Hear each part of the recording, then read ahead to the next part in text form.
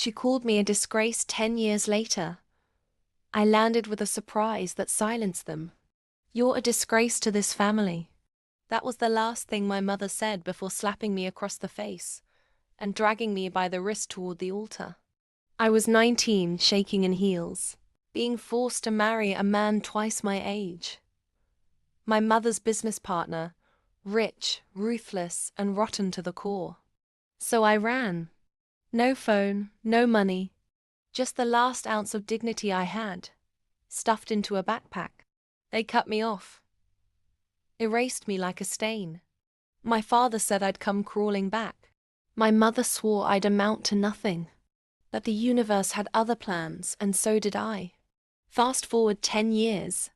The estate gates opened wide as the wind from my private helicopter whipped their expensive rose garden into chaos.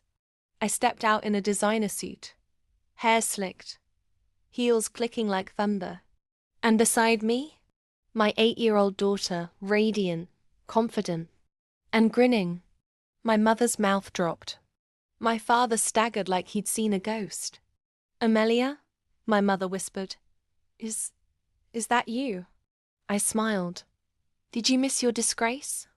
Let me take you back for a second." I didn't just run away. I restarted. Waitress during the day, coded websites at night, slept in shelters and climbed. I got into Stanford, built a tech startup from the dirt, and sold it for $45 million before I was 28. Then I created Grace Code, a global app helping women escape forced marriages with legal, shelter, and visa assistance, used in 17 countries and counting. But here's the twist. That rich, ruthless man they wanted me to marry. He was indicted 2 years ago for fraud, tax evasion, and human trafficking. Guess who was one of the lead anonymous whistleblowers? Me. And guess who now owned this entire estate, thanks to a silent auction after my parents went bankrupt trying to cover legal fees? Also me. As they stared in stunned silence, I reached into my bag and pulled out a shiny new deed. "You have 48 hours to vacate the premises," I said, handing it to them with a smile. "But where will we go?" My mother gasped. I turned to my daughter. "Sweetheart, what do we say when someone tries to control your life?" She grinned. "We say, 'They don't own your future, Mommy does.'" Mike dropped. As I stepped back into my helicopter, my father dropped to the lawn. My mother cried silently, still clutching the title deed of a home that was no longer hers.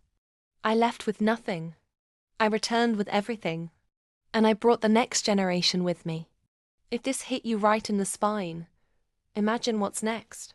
Subscribe to Cold Revenge, where every story is laced with vengeance, glow-ups, and justice that burns real good.